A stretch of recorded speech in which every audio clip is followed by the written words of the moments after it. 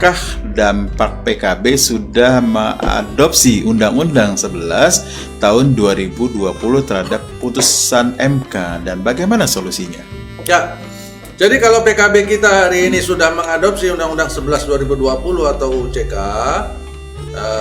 saya nggak pengen membahas lebih jauh tentang bagaimana mengadopsinya, tapi asumsi saya sudah benar-benar mengambil isi Undang-Undang 11 2020 lah ya terhadap putusan MK.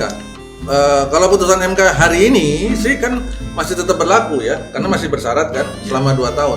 Tapi sesuai pertanyaan yang tadi sebelumnya, kalau nanti di akhir 2 tahun yaitu di November 2023 ternyata UCK dianggap inkonstitusional sepenuhnya, ya, mohon maaf saya agak susah ngomong inkonstitusional dengan cepat, khawatir salah dan menimbulkan salah paham, ya kan? Salah persepsi.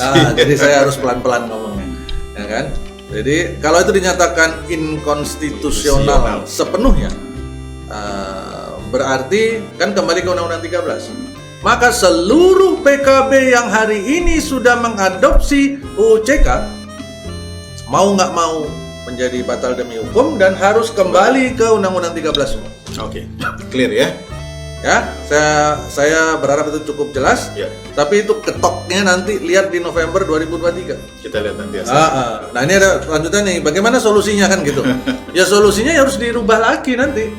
Jadi meskipun nih PKB-nya misalkan PKB-nya baru selesai, kalau itu ketok palunya nanti November 2023, tiba-tiba di bulan Agustus 2023 baru selesai perundingan PKB, Pak. Sudah selesai.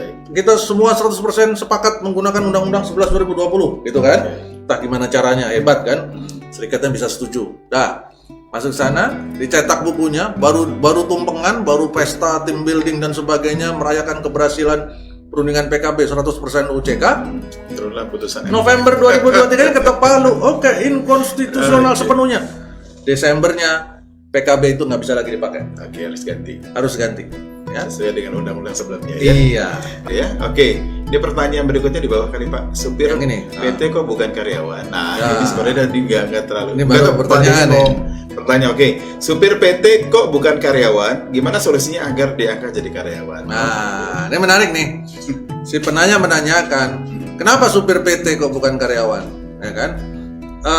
Bapak Ibu sekalian, kita perlu paham bahwa supir di perusahaan memang dengan kondisi hukum ketenagakerjaan kita hari ini, bahkan sejak zaman Undang-Undang 13 2003, itu bisa-bisa saja supir di perusahaan bukan karyawan bisa.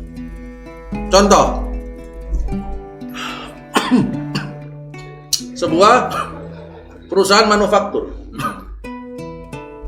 kemudian dia memberikan fasilitas mobil dinas kepada tim manajemennya. Ada 20 orang manajemennya, manajer ke atas sampai ke direksi.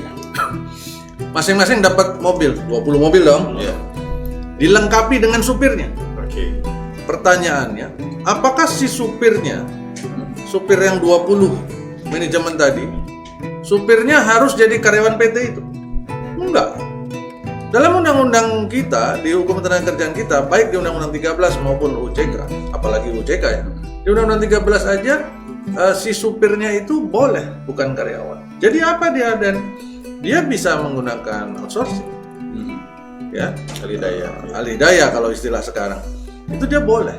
Kalau menggunakan aturan Undang-Undang 13, supirnya manajemen di perusahaan manufaktur kan bukan core business, ya kan? Bukan bisnis utama perusahaan manufaktur itu, sehingga dia boleh di outsource kan.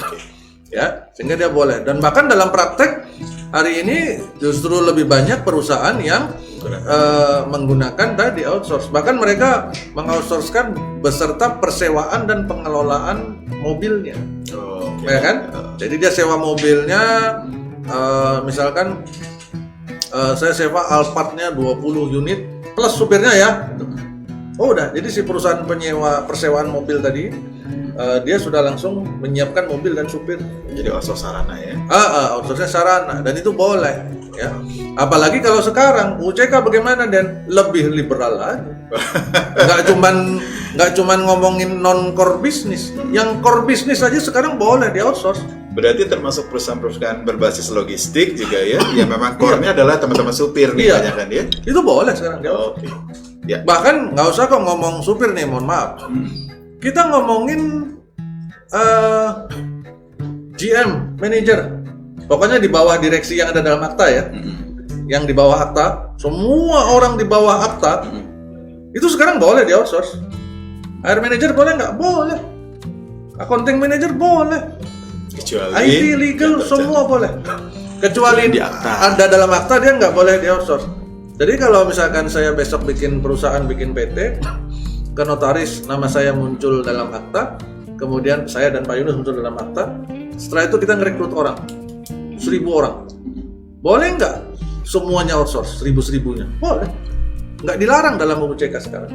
Karena treatmentnya juga berbeda ya. Iya. Oke. Terus boleh nggak saya nggak punya perusahaan saya sama Pak Yunus nggak punya karyawan direct, karyawan yang langsung? Nggak dilarang. Semua karyawan outsource 100%. Boleh. UCK malah lebih liberal lagi sudah. Oke. Terus gimana solusinya agar diangkat jadi karyawan? Nah ini menarik nih. Mungkin maksudnya si penanya adalah gimana solusinya supaya jadi karyawan PT tersebut ya kan? Oke. Maka yang pertama kita harus tahu dulu apa yang dibutuhkan oleh mereka. Kalau mereka memang tidak membutuhkan karyawan untuk posisi supir, ya kita nggak bisa paksa juga, kan begitu? Ya, oh ternyata mereka ada butuh untuk admin. Ya ayo kita pelajari apakah kompetensi kita memenuhi nggak untuk jadi admin tadi. Oh belum. Ya kalau pengen masuk jadi karyawan di PT itu dan yang sekarang ada adalah admin, dan kita tahu bahwa kita belum memenuhi kompetensi, ya penuhi kompetensinya. Belajarlah, ya kan? Belajar. Makanya di beberapa KIR sebelumnya saya sempat ngomong tuh. Bapak Ibu semua, KIR ini akan saya hentikan apabila peserta sudah semakin habis. Karena saya hentikan dengan berasumsi saya bersyukur karena sudah semakin banyak orang yang paham. Berarti sudah nggak butuh lagi KIR ini, ya kan? Berarti ada kompetensi pemahaman. Kompetensi udah jago semua berarti semua kan? Teman-teman karyawan, teman-teman HR, teman-teman serikat sudah pada jago. Teman-teman adik-adik mahasiswa Fakultas Hukum yang sudah mau lulus itu sudah pada jago, jadi sudah nggak perlu lagi belajar. Ya Ada udah. peningkatan ya. Ngapain? Saya repot-repot sudah. Saya bikin yang lain aja nanti. Oke, siap. Ya. Oke. Jadi begitu solusinya ya, Bapak Ibu yang nanya. Bicara Jadi, masalah ketersediaan. Iya, sebenarnya. cari Iya. yang posisi apa, cari kompetensi kita. Kalau memang kita tahu kompetensi kita terbatas, ya belajar gitu. Yang repot nih kan nih, mohon maaf nih, belajarnya nggak mau, tapi tuntutannya tinggi, maaf nih. Kita tuh harus belajar, kita harus membuat diri kita pantas untuk sebuah posisi kan gitu. Memantaskan diri kita untuk sebuah posisi itu harus dikejar. Mematchkan juga dengan kebutuhan. Nah, Oke, oh, ya. aku pengen jadi dokter. Apa kalau kita duduk-duduk aja terus ngomel-ngomel? Kapan aku nggak jadi dokter? Kenapa aku nggak jadi dokter? Ngomel tapi duduk aja nggak mau belajar, nggak mau kuliah kedokteran, ya kan? Nggak mau belajar.